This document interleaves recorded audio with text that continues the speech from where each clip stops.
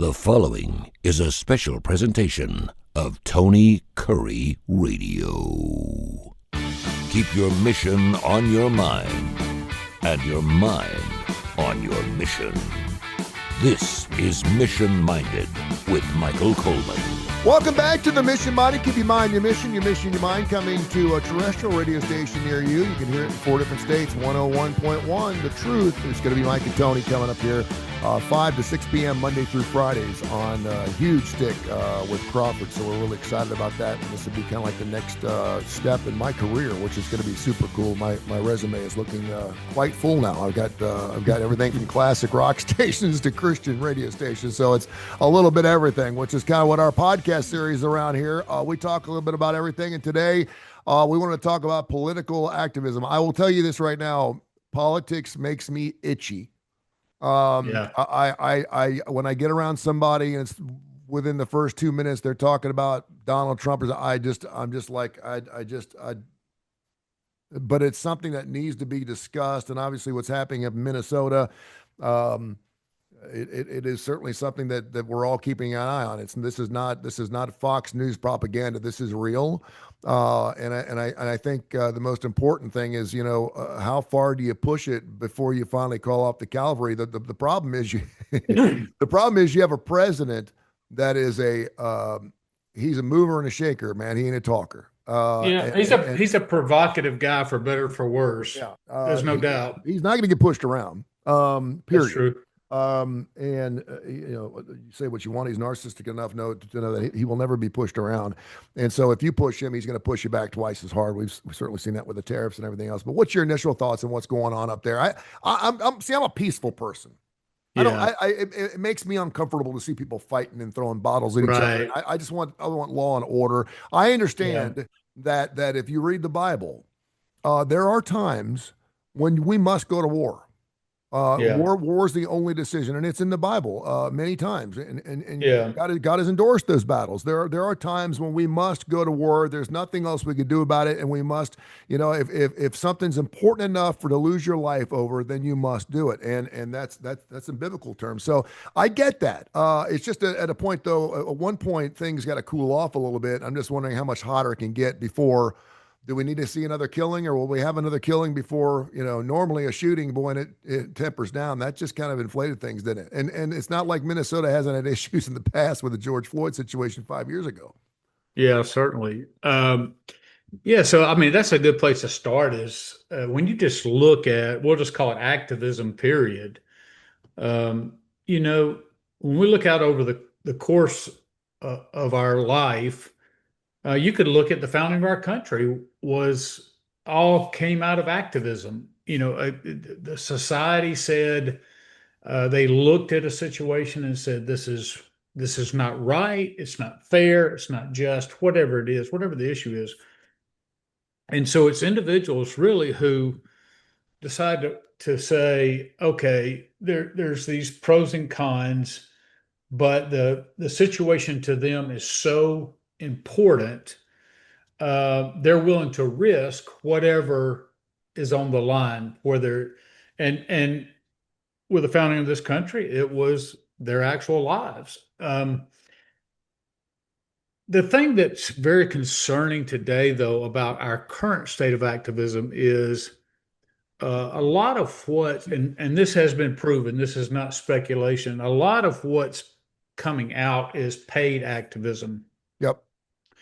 So if you have somebody, let's say, I'm not going to mention it, I have names that I believe, but I'm not going to mention any names, but let's say it's the intent to create a lack of harmony, to undermine, it's in your interest because you don't like the United States, so you want to create division, and you'll use any means necessary. And there's people who have admitted making $70,000, $80,000. They're just professional protesters. There's one woman I saw. She was a different protest around the country, different issues. Mm-hmm.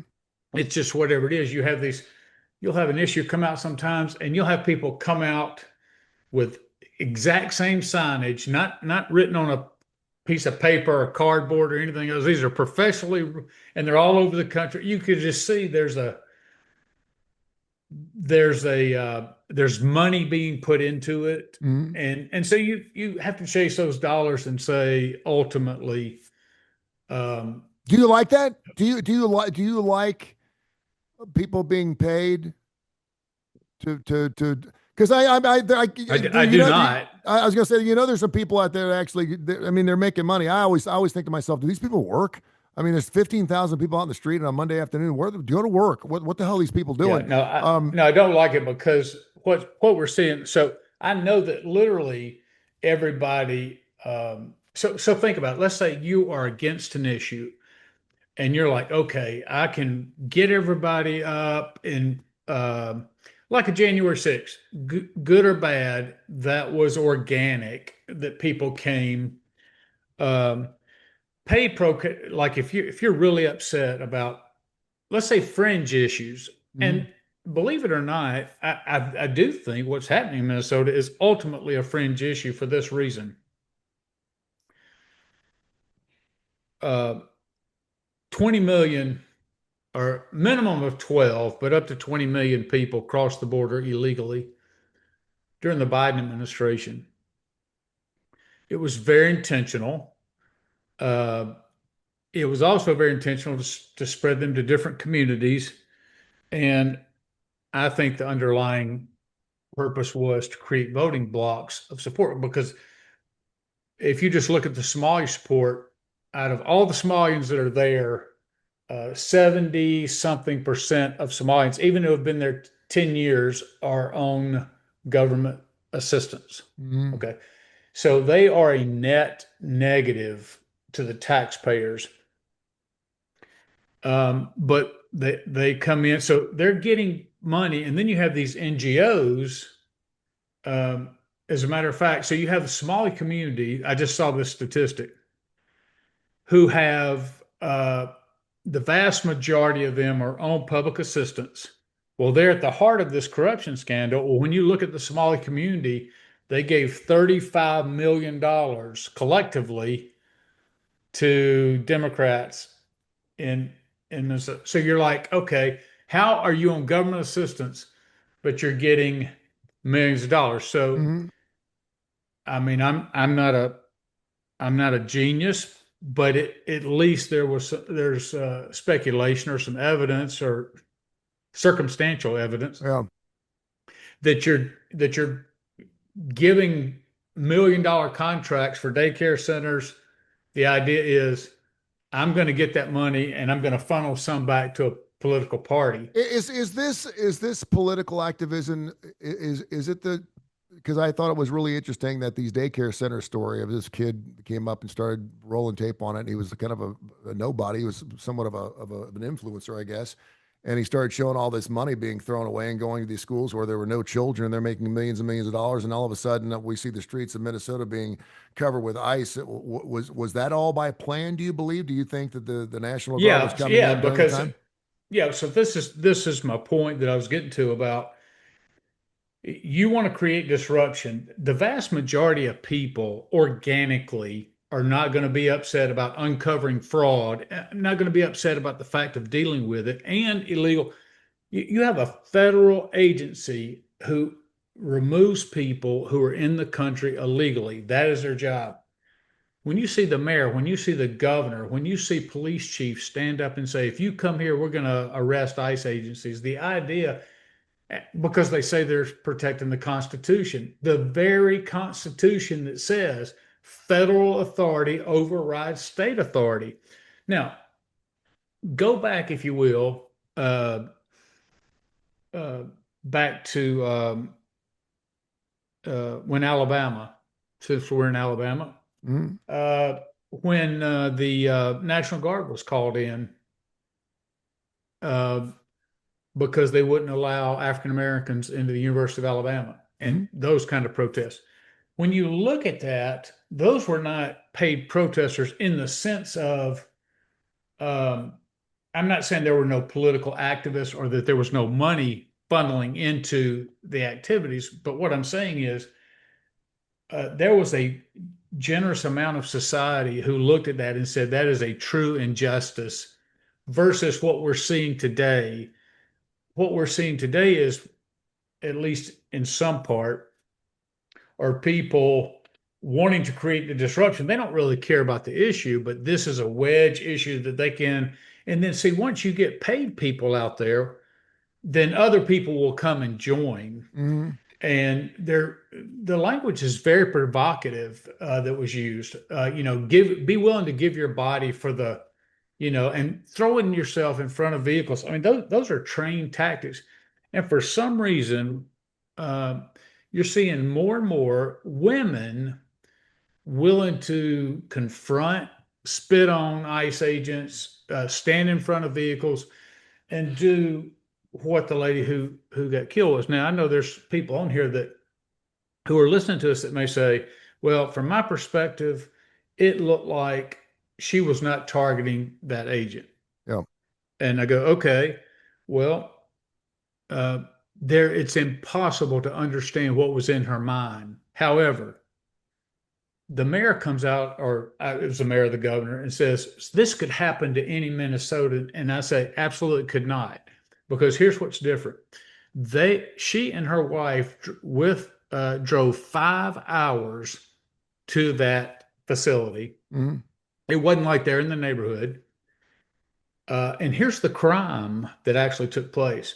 I am all for our right to free speech and to protest, but it is a federal crime when you intervene in a whether it's local, I mean, with federal operations, but when they're actually performing operations for you to interfere with that. Well, she got in front of those vehicles and blocked them. So they were issuing lawful orders for her to get out of the vehicle. Yeah. Okay. And she was blowing them off. She'd already committed a crime. They were warning her. She wouldn't do it. She was saying, F you, F you. They said, get out. She didn't do it. They told her several times. I don't think her intent was to run over the officer. Yeah. But that officer had internal bleeding. He actually did get hit. But what my point is, it all came down to the fact that this was not somebody just taking their child to the library and got caught up in an ICE operation. Yeah. This was somebody in a provocative way, put themselves in a very dangerous situation. It's tragic that she lost her life, but that is not going to happen to somebody who is in routine protester who is making their voice heard, standing on the side of the road. But when you engage them, not only is it criminal, it leads to tragic things. And I think people have to be accountable for encouraging people to do that. The whole thing to me stinks on both sides. Because and I certainly understand where you're coming from. I can see both sides of this. I'm all about de-escalating a situation, and that got out of control really, really fast. There were ICE guys coming from all over the place. I'm not saying they shouldn't have been there, but I'm all about de-escalation before it gets to that point because things happen too flipping fast. That just happens real fast. Next thing you go, boom, boom, boom. She's dead in the middle of the car. And the other thing I would say is, I think that even ICE agents know that if you don't want to get run over, you stand on the side of the car, not in front of the car. I don't know why he was there. I'm not going to say, but I think it smells on both sides. The one thing that I think is instigating, excuse me, a lot of this, which is something that I have, and it'll probably be the word of the year in Webster's dictionary, monitors. I hadn't heard of this thing called a monitor all of a sudden until everything happened in all this stuff up in Minnesota. Where had you heard of a monitor before? These are people that actually are share running with around. me what. Yeah, go ahead. These are people that are, I don't know if they're getting paid or not, but their jobs are to go around and just videotape and just get in the face of these ICE people. And I'm not saying make their job more difficult. They're not only being paid, but they're also tracking ICE agents. Yeah, and they're following them as well too. And intentional. That's right, and disrupting their ability to do legal operations. So here again, I'm the same way. I am. It may not sound like it. I'm not in this case. I am. Freedom of protest, it can be very positive because you have the ability to shed light on sometimes something that's going on in society that needs attention called to it. Um, I'm all for that. But if you look, not only I'm very frustrated with this activism, and the reason is number one, people in the country illegally. Number two, these cities are sanctuary cities. And so what they said was, we know they're illegal. Hmm. They are committing crimes, and I'm talking about that there's documented cases of Somalians who were arrested, but this is in every city.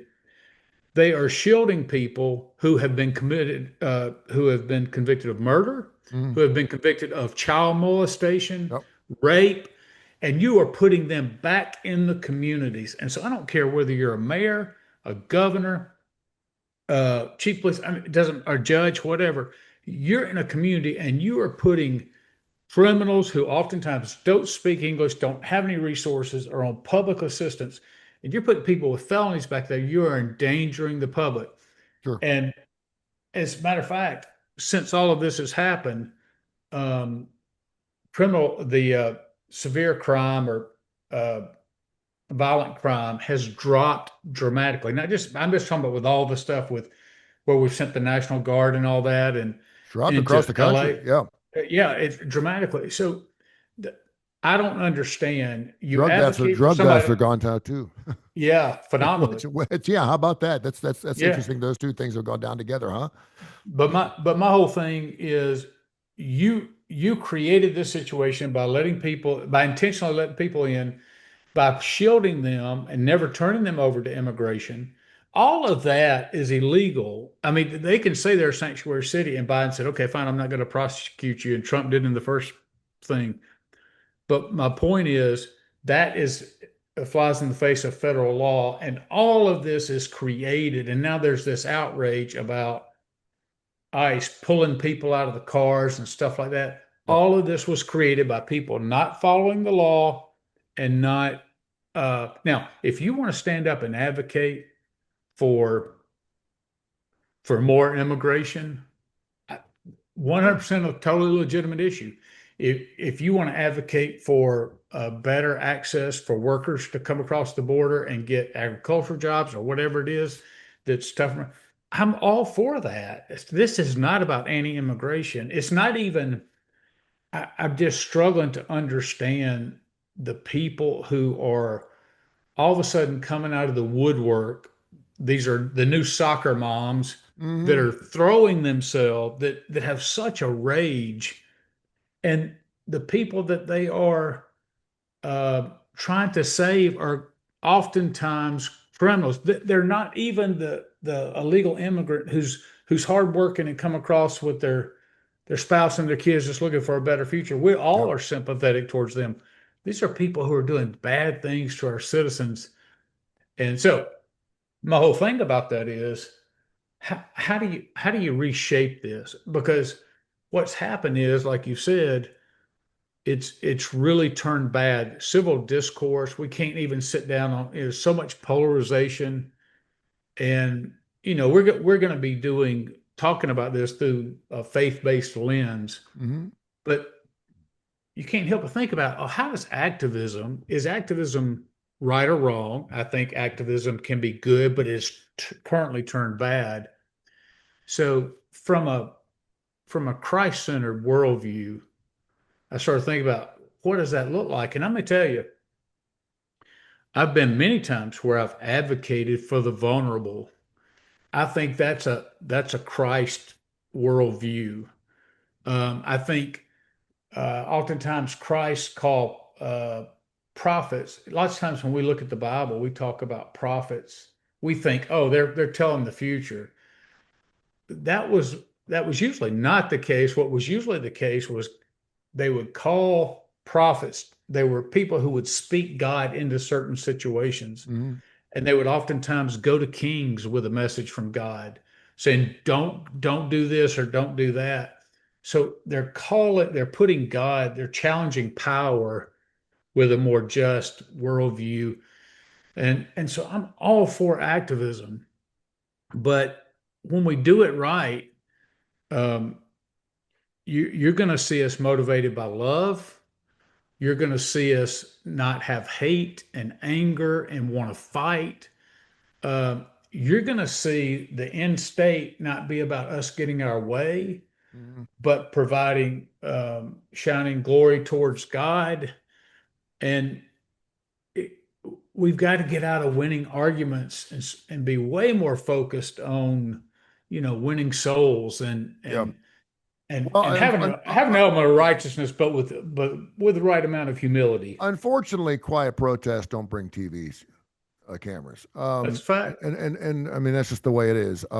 We certainly saw that with Martin Luther King Jr. and some of the which and that was one that we actually did where they saw the cops, the dogs, they got on their knees and they turned around and walked back, and that's probably one of the greatest protests we've ever Now seen. It spoke much louder than any type of violence could speak. But unfortunately, we've gotten to a point now where you know you've got to get press time. You got to get FaceTime, and if you got 1,000 people standing in the middle of a street protesting quietly, no one really cares.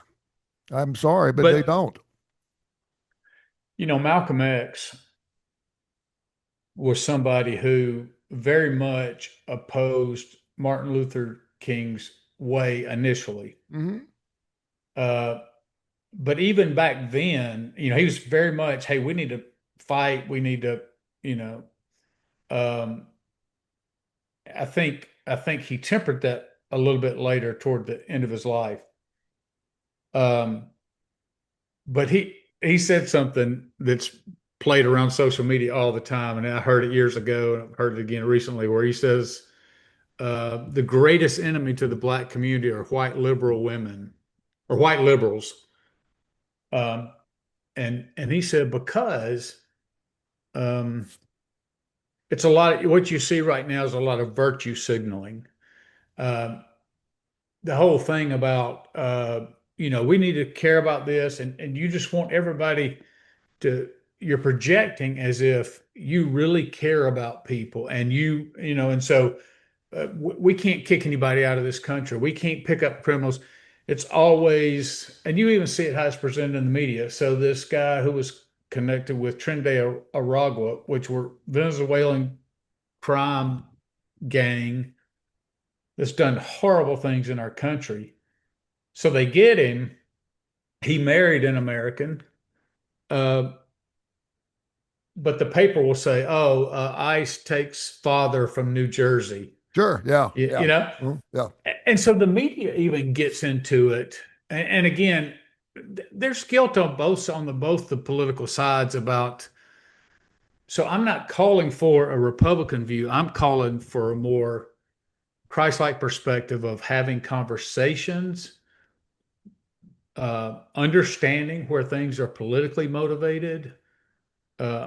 Having honest perspective about what's happened, and understand this is not about my worldview. It's about how do I best represent Christian worldview. And the truth of the matter is, you can have Christians on both sides of the issues, but and you do, yeah. At the minute you stop talking and being able to talk and have a conversation, then Christ is no longer being glorified through that. Hey, make sure you check out our brand new show, 101.1, The Truth. It's called Mission Minded, same show you've been listening to for several years here on Tony Curry Radio. I'm so happy that we're taking this thing and moving to not only another platform, but obviously a huge platform. Tony Curry Radio has kind of turned into its own monster, what we're really, really proud of. But this is going to be a lot of fun to do a show with you, and it'll be an hour from 5 until 6, so you can listen on your way home.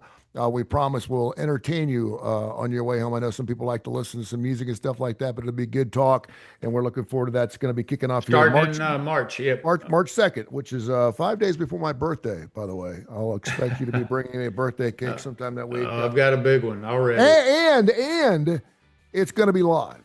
We are working through how we're going to do this because you're down in Montgomery, but for the most part, it would be a live show, and people are like, wait a minute, radio's not live? No. Nothing you listen to anymore is live. So we'll be taking phone calls, emails, the whole 9 yards. Is going to be great. You'll be able to be in touch with us as we really speak. Looking forward to it. Yeah, you can call us on your way home, and we'll take your phone call. So it's going to be super cool. So we're looking forward to it. All right, Bite by Bite is up here next, right here on our network of Tony Curry radio stations. Have yourself a wonderful weekend, my friend. We'll talk to you soon. You as well.